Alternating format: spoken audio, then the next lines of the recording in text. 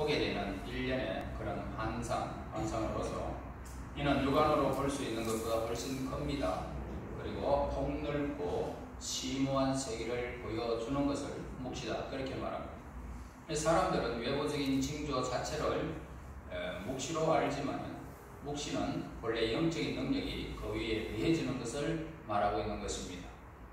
그래서 하나님으로부터 오는 이 묵시는 사람을 하나님께로 가까이 이끌게 됩니다. 그래서 이 묵시의 날이 있는데 그날은 말세가 될 것이다 라고 성경은 말씀을 하고 있습니다. 사람들은 묵시를 통해서 감추어졌던 그런 사실을 보는 제2의 눈을 갖게 됨을 말하고 있습니다. 제2의 눈을 가지고 있는 것이 묵시다. 하나님의 표감으로 이상을 가지고 사는 사람들은 누구나 묵시를 보기를 원하고 있습니다. 그러나 묵시에는 거짓 묵시와 참 묵시가 있습니다. 즉 실현되지 않는 묵시와 진실로 확실하게 실현되는 그런 묵시가 두 가지로 나누게 되어집니다. 거짓 묵시는 세속적인 영역에 속하는 것으로서 그 실체는 세속적이고 현재적인 것들이 그들은 묵시를 가지고 있죠. 그래서 이 거짓 묵시는 언제나 우리의 자아와 연관되어 있습니다. 자신의 세력 확장을 위해서 묵시를 가지고 있고, 자신의 쾌락을 위해서 묵시를 가지고 있고, 마음의 본성적으로 요구하는 욕망을 충족시키고 싶은 깊은 관련이 있는 이것을 이렇게 거짓 묵시다, 그렇게 말합니다. 정도의 차이는 있지만 그릇된 거짓 묵시는 매우 다양하게 우리의 삶에서 나타나게 됩니다. 하나님께서는 때때로 사람에게 필요한 시련을 주십니다. 시련을 겪지 않고는 하나님의 품을 영영히 떠나게 되기 때문에 하나님은 우리에게 시련을 주십니다. 이러한 시련의 순례길을 걷는 우리 성도들은 하나님의 묵시를 영원히 갈망하게 되는 것입니다.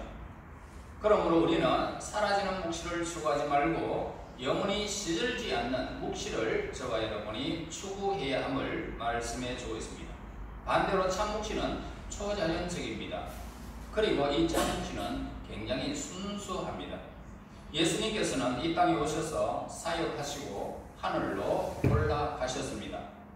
그리고 예수님께서는 하늘로 올라가심과 동시에 결코 죽지 않는 새로운 묵시를 오늘 우리에게 내려왔던 것입니다.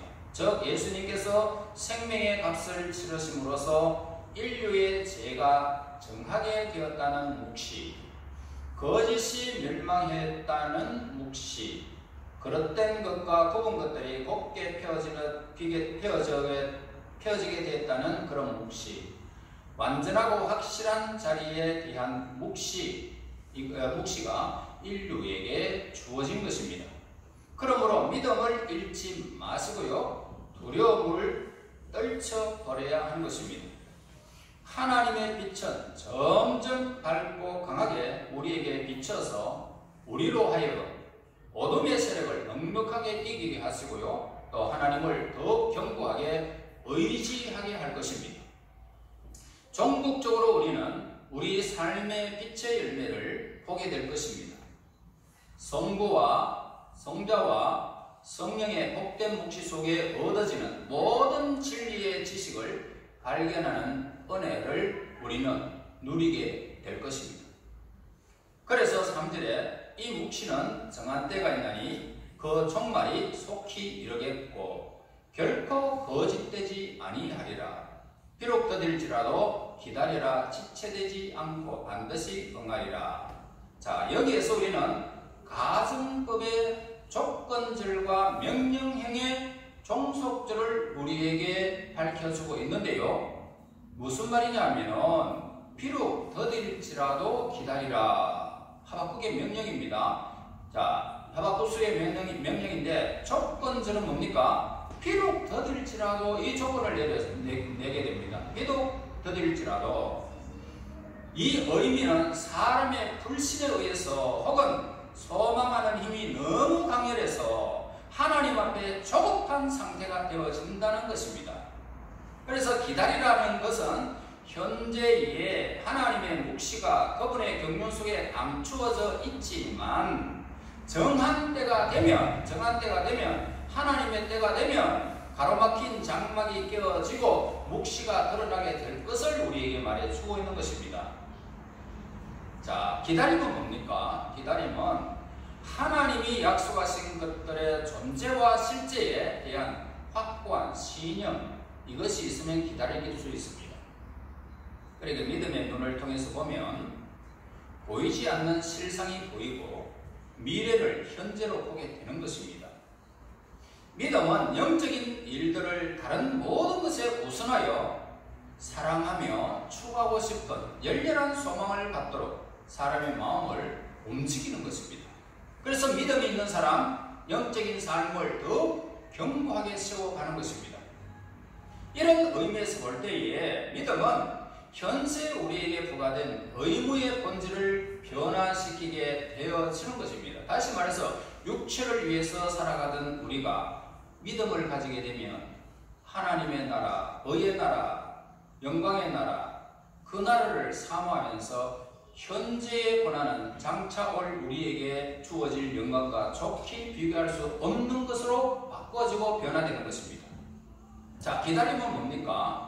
극진한 존경과 사랑의 마음이 소유한 그런 겸손한 마음을 가리키고 있습니다. 이런 사람은 기다림의 열매를 맺을 수 있습니다. 하나님을 올바로 기다리려면 반드시 하나님의 높고 고귀하심을 깨닫는 동시에 우리 자신의 비천함을 깨달아야 하는 것입니다.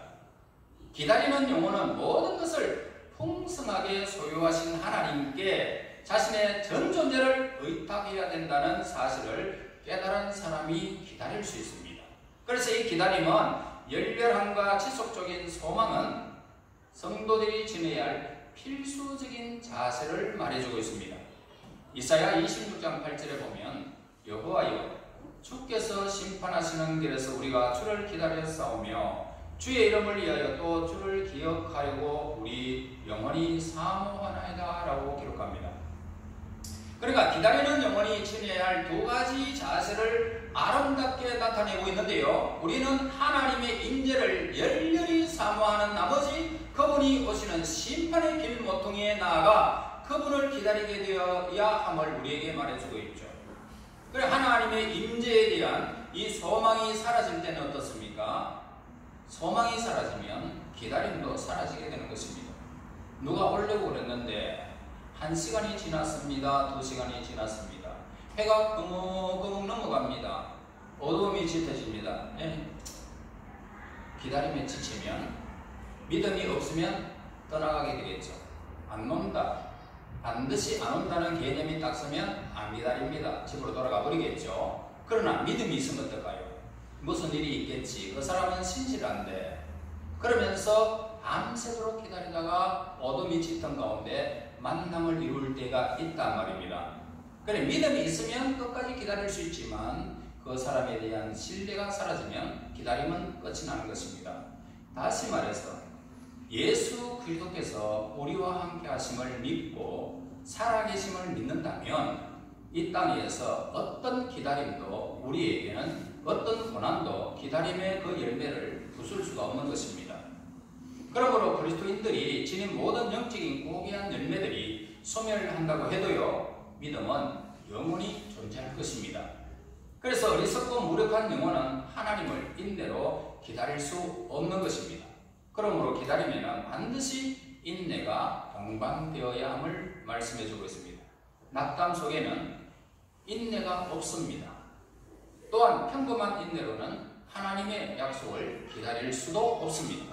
그러면 우리 그리스도인들이 인내하는 올바른 태도에서 인내를 온전히 이루려면 극심한 환난이 와도 참게 되고 불행을 말하지 않고 하나님의 약속이 아무리 더디게 실현된다 해도 절대로 낙심하지 않을 뿐더러 용기도 버리지 않는 것입니다. 그러므로 인내하는 영혼은 비겁하지도 않습니다. 어심도 없습니다. 조급하지도 않습니다. 서두르지도 않는 것입니다. 이 바로 인내의 열매를 맺은 사람입니다. 야고보서 5장 7절에서 8절 말씀합니다. 그러므로 형제들아 주께서 강림하시기까지 길이 참으라. 보라 농부가 땅에 나는 귀한 열매를 바라고 길이 참아 이른 비와 늦은 비를 기다리나니 너희도 길이 참고 마음을 굳게 하라. 주의 강림이 가까우니라. 우리는 하나님의 승리를 기다리는 자이기 때문에 하나님의 승리가 오늘 우리의 삶 가운데서 온전히 이루어질 수 있고, 그리고 그 역사의 모든 판결에서 하나님께서 우리 하나님의 백성들에게 좋은 것을 아끼지 아니하시고 주시는 분이심을 알고 있기 때문에 우리는 기다리는 것입니다. 기다리면은 견고하고 확고부동한 태도가 필요한 것입니다. 많이 변하는 인간의 본성과 대조되는 개념이 기다리는 것입니다. 확고부동한 태도를 말하고 있습니다. 그래서 지속적이며 결연한 이 품성을 소유한 자만이 인내의 열매를 맺을 수 있습니다. 변덕스럽습니다. 경솔합니다. 심약하여 사람의 눈치를 살피는 사람은 결단코 인내할 수 없습니다. 선지자 하박국은 인내하는 사람을 결연하고 이렇게 지속적인 상태를 1절에서 파수하는 곳에 서 있다라고 표현을 하고 있습니다. 자, 파수하는 사람은 어떻습니까? 자기의 그 위치를 결단코 떠나서는 안 됩니다. 그러면은 적의 침입을 막을 길이 없겠죠. 때문에 매우 중요한 사명자는 결코 그것을 변할 수가 없고 떠나지 않는다는 것은 확고부동하게 서 있다는 것입니다. 기다리면 권면과 또 불성실을 경험하고 있습니다. 태만하여 곧잘 권태를 느끼는 것과 반대되는 상태를 말하고 있는데, 하나님을 기다리는 것은 단순히 막연한 상태가 아니라는 겁니다. 오히려 적극적인 행동을 말하고 있습니다. 하나님을 기다리는 것은 삶의 방편에 대해서 부지런히 이러한 방편을 활용하는 것입니다. 그러나 하나님 없는 권면은 어떻습니까? 얼마나 어리석은 것인지 모릅니다. 그러므로 의인은 무엇으로 삽니까? 믿음으로 사는 것입니다. 의인은 믿음으로 기다리는 건다. 의인은 하나님을 기다리되 믿음으로 기다린다는 것입니다. 그래서 의인은 믿음으로 살리라. 그리스도인은 하나님의 종들입니다. 종은 주인의 명령을 기다릴 뿐이잖아요.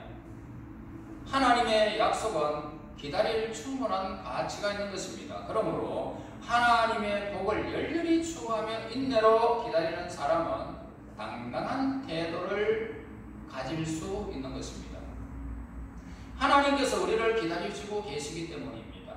하나님께서 인간에게 대하여 무한히 인내하고 기다리십니다. 그러므로 우리 또한 참음으로 하나님의 자비를 기다리는 것은 지극히 당연한 것입니다.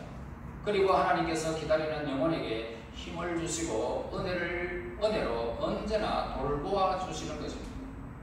하나님께서 우리의 육체의 욕망을 잠재워 주시고 영혼의 소유를 잔잔하게 해주시는 그 유일한 분은 우리 아버지 하나님이십니다. 선지자 하박국은 재난을 당하여 자신과 민족에게 그렇게 예언을 한 선지자였습니다. 하박국 선지자의 동족들은 거만했습니다. 하나님의 손 아래서 겸손하게 행하기를 거절하는 사람들과 똑같이 재난을 그들도 당하게 된 것입니다. 하나님의 섭리에 순종하지 않는 사람들은 바로 그 하나님의 섭리에 의해서 멸망받을 수밖에 없다는 것을 말해주고 있습니다. 선지자는 이러한 섭리를 깨달으면서 하나님의 명령을 거역하는 사람의 입장과 하나님의 명령을 준행하는 사람의 상반된 관계를 비교하고 있는 것을 보게 됩니다. 그래서 하박국 선지자는 한글개혁 성경에서 다음과 같이 이렇게 말하는데 4절에서 그러나라고 들어갑니다. 그러나 오늘 개혁 성경에는 그런 게 없죠. 자, 그러나 의인은 그의 믿음으로 말미암아 살리라. 그러니까 재난을 당하여 하나님 말씀에 의해서 생각할 때에 의인은 어떻게 살아가야 하는가 이 말을 하고 있습니다. 그래서 의인은 고난 속에서도 하나님의 음성을 듣게 될 것을 말해주고 있고요. 의인은 하나님의 징계의 소리를 들으면서 그 징계를 내리신 하나님의 목소리도 듣게 되는 것입니다. 재난이 아무리 극심하다 할지라도 의인은 그 속에서 하나님을 얼굴을 보는 삶을 살게 된다는 것입니다. 재난 속에서 하나님의 뜻이 있겠지. 이 믿음으로 사는 것이 의인이다. 믿음으로 사는 것이. 그래서 의인은 재난을 통해서 파멸당하지 않는 것입니다. 재난을 통해서, 우리의 질병을 통해서 절대로 우리의 육체가, 우리의 영혼이 파멸되지 않습니다. 의인은 그 믿음으로 말미암아 살기 때문에 말하고 있습니다. 그래서 이 말씀의 의미는 의인이 재난을 당할 때에는 변함없이 믿음을 지니고 있기 때문에 그 믿음의 힘으로 하나님께서 부과한 의무를 수행한다는 뜻입니다. 그러니까 믿음은 단순히 하나님의 뜻에 대한 동의가 아닌 것입니다. 믿음 다음에는 반드시 하나님의 말씀에 대한, 가르침에 대한 확신이 뒤따르게 된다는 것입니다. 그리고 어떤 가치가 있는 교훈을 믿었을 때에 그것을 믿음으로써 마음에 확신이 생기게 됩니다. 이러한 확신을 신뢰 혹은 의지라고 일컫게 되는데, 의롭다는 것은 뭡니까? 의롭다함을 얻은 주인을 나타내는 의라는 단어에 관해서 생각해보고, 또한 이러한 사람은 믿음으로 살아야 한다는 말씀의 의미도 우리는 생각해 보아야 할 것입니다. 먼저 믿음은 사람을 새로운 삶으로 이끈다는 것입니다. 그러니까 하나님의 독생자 예수님을 믿는 순간 생명을 얻게 되는 것입니다. 사람이 하나님의 아들 예수님을 믿는 그 시간부터 영원한 생명과 그에 따르는 모든 것을 그의 소유로 삼는 것입니다. 하나님께 속한 모든 것이 예수님을 믿는 순간 다 그의 소유로 믿는 것입니다. 이 모든 것은 믿는 자에게 거저주시는 하나님의 은혜 속에 감추어져 있는 것입니다. 그리고 사람은 이 믿음을 통하여 든든한 구원자를 얻게 되는데, 하나님은 환난 때에 우리를 도와주시는 분이십니다. 소망은 믿음과 밀접한 관계를 가지고 있는데요, 열렬한 소망을 가진 사람은 강하고 큰 믿음을 소유한 자입니다.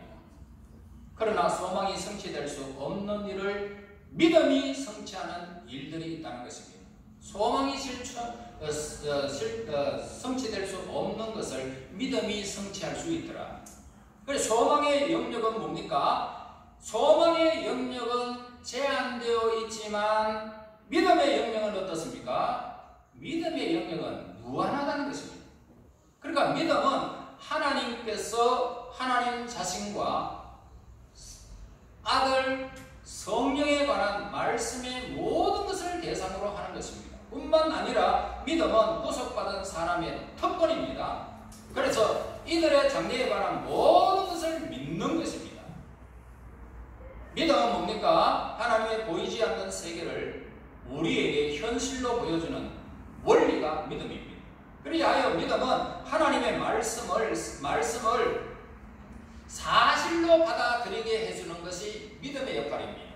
그래서 성도들이 지닌 믿음은 믿음이 없는 사람과 완전히 다른 형태의 삶을 살아가게 되는 것입니다.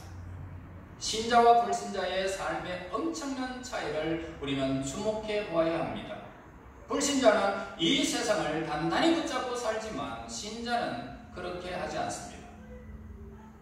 그러니까 불신자는 동료나 자신의 뜻에 맞추어 삶을 살아가고 있지만, 우리 신자 믿음의 사람들은 하나님의 뜻에 따라서 그분의 명령에 순종하는 삶을 살아가는 것입니다. 자, 이제 여러분은 성경이 말하는 구원의 믿음과 과연 소유하고 있는지 자신을 성찰해 보아야 할 것입니다. 내가 구원받을 만한 믿음이 내 속에 있는가? 자, 하박국 선지자는요, 이 구절을 미래형으로 기록한 이유가 있습니다. 믿음으로 살리라, 미래형으로 기록한 이유는 믿음의 삶은 영원하다는 사실을 보여주기 위해서 미래형을 사용하고 있는 것입니다. 자, 불신자의 본명은 어떻습니까? 어두운 그림자 밑에서 번성하게 되는 것입니다. 마침내 심판이 다가와서 하나님께로부터 이들의 어리석음을 지적받게 되어지면 순간 이들은 그때야 비로소 자신의 삶을 철저히 이 세상에서 기만당했다는 사실을 그때에 비로소 깨닫게 되고 땅을 치며 통곡하게 되는 것입니다. 그러나 하나님께서는 우리 하나님의 백성들은 결코 실망시키지 않을 것입니다. 하박국 선지자 역시 하나님께서 믿음으로 사는 의인에게는 영원한 생명이 약속되어졌음을 진리로 우리에게 제시해주고 있고요. 하나님께서 대한 열성을 회복하며 복음을 소중히 여기며 우리의 삶의 실패로 괴로워하지 않고 기다림과 뜨거운 믿음과 신앙의 열의가 오늘 우리에게 있어서 그날을 기다리는 자에게 하나님께서 허락하신 그 모든 날의 말씀의 은혜와 우리의 삶의 모든 과정들을 다 믿고 믿음으로 순종하여 기다림으로 승리하게 된다는 것입니다. 이러한 은혜가 저와 여러분에게 있기를 예수 이름으로 축원합니다. 하나님 은혜 감사합니다. 찬양과 경배를 드립니다. 믿음의 주여 또 온전케 하시는 인 예수 그리스도 안에서 우리의 믿음이 돈독하게 하여 주시고 기다림의 열매가 인내의 열매가 우리 하나님의 사람들에게 있도록 인도하여 주시옵소서. 무슨 일을 만날지라도 괴로운 삶을 살지 않게 하시고 긍정적 미래를 바라보며 소망이 더하여지게 하시고 믿음이 무한하게 더하여져서 믿음으로 미래의 세계를 점령하는 하나님의 사람들 되게 인도하여 주시옵소서. 예수님 이름으로 기도하옵나이다. 아멘. 아멘.